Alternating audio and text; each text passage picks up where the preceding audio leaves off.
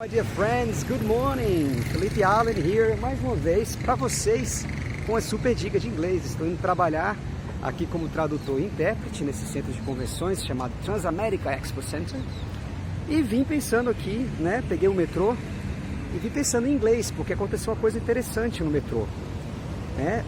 Aqui no metrô de São Paulo tem sempre um anúncio do metrô em inglês, em português e depois em inglês, né?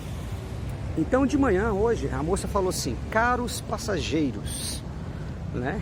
E aí veio a voz masculina e falou dear, o certo seria dear passengers, que ele já falou algumas vezes, já ouvi falar dear passengers, mas dessa vez ele não falou dear passengers, para minha surpresa, ele falou dear commuters. Dear commuters, ele falou com um sotaque americano, dear commuters, né? Mas podia ter falado com o sotaque britânico, dear commuters. E eu lembrei dessa palavra muito boa, né, do inglês, porque ela não tem um equivalente em português. É uma palavra muito legal que eu já tentei buscar uma tradução e não tem uma palavra exata para isso.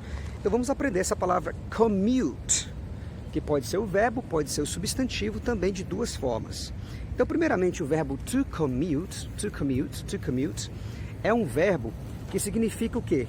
É aquela viagem que você faz da sua casa para o trabalho, ou o tempo de deslocamento da sua casa até o trabalho. É só isso, isso é o commute. Mas a gente não tem um verbo em português para dizer isso, né? É a viagem da casa para o trabalho? Não sei, mas é o tempo de deslocamento, né?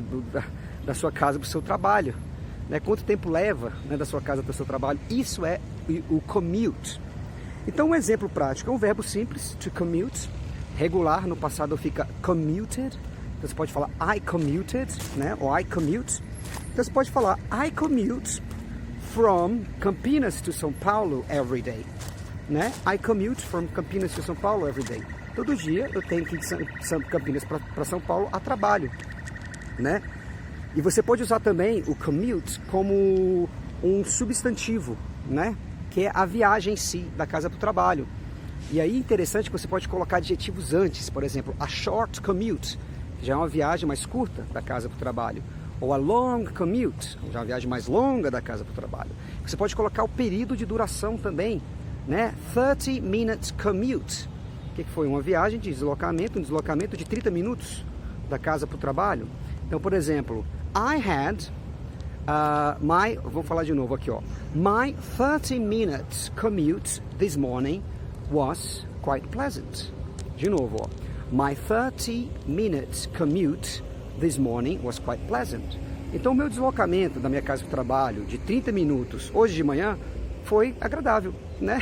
Não foi um problema, né? Porque às vezes commute já está implícito que às vezes é um problema, porque é longo, você está ali no meio de transporte, demora muito da sua casa para o seu trabalho, então se discute muito, né? Como é que a gente pode diminuir o tempo de commute, né? Tem muitos artigos, se você colocar na internet, né? Muita coisa que fala sobre isso, que não é muito saudável, o tempo de commute, né? Pode ser reduzido, que você está perdendo horas da sua vida e por aí vai. E finalmente, o que o cara falou ali no metrô, que é o commuter, que é a pessoa que faz o commute.